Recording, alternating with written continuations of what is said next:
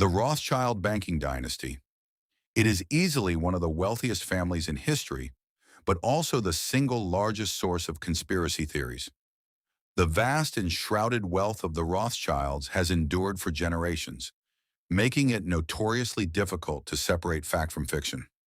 In this video, we're going back to the earliest days of this famous Jewish family to see how they built one of the greatest fortunes in history at a time of rampant anti-Semitism. Our story begins in medieval Europe. By the 10th century, most of the continent was under the domain of Christianity. Political power was invariably tied to religion, which made being a non-Christian incredibly unfavorable. Perhaps the biggest victims of these circumstances were the Jews. Having no home state of their own, they were scattered throughout Europe, with many settling in the Holy Roman Empire. This vast, multi-ethnic state contained modern-day Germany, but like the rest of Europe, it was often hostile to its Jewish residents. In many cities, Jews were forced to live in segregated neighborhoods called ghettos. The city of Frankfurt was no exception. From 1462 onwards, it confined the city's Jewish population to a single narrow street outside the city walls. That street came to be known as the Judengasse, the Jewish alley. Back then, buildings weren't distinguished by numbers, but by signs. One building might be the House of the Ship, while another was the House of the Golden Stone. The sign on one particular house featured a red shield, or Rothschild in German. The family living there had gone by that name since at least 1528. Like most Jewish families at the time, the Rothschilds were involved in finance. You see, in medieval Europe, Christianity forbade usury or lending money with interest.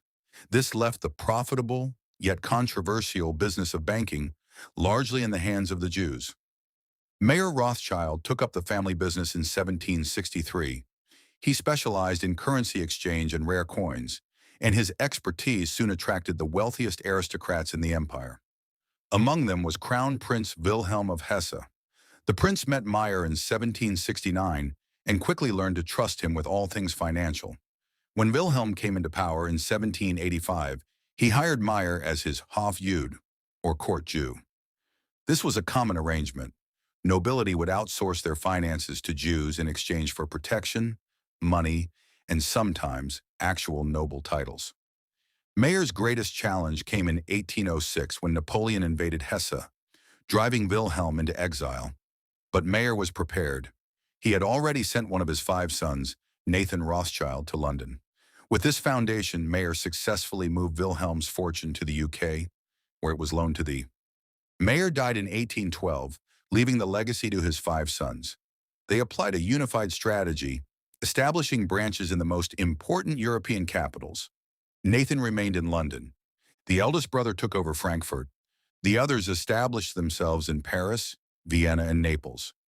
They became the bankers to kings.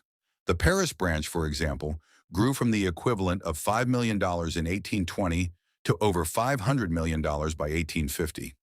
In 1818, the Holy Roman Emperor granted all 5 brothers the title of baron, finally elevating the Rothschilds to the nobility. Throughout the 19th century, they diversified. They purchased world-class wine estates, acquired stakes in the Suez Canal, and funded major oil wells to challenge the Rockefeller monopoly. They even became majority shareholders in De Beers Diamonds and Rio Tinto mining. However, the 20th century brought a shift in fortune. The Naples branch became extinct in 1900 when the last heir died without children. In Germany, the fortune was fragmented after the heirs produced 11 daughters and not a single son. Then came the rise of Nazi Germany. When Hitler annexed Austria in 1938, the Rothschilds were forced to sell their operations for a fraction of their value.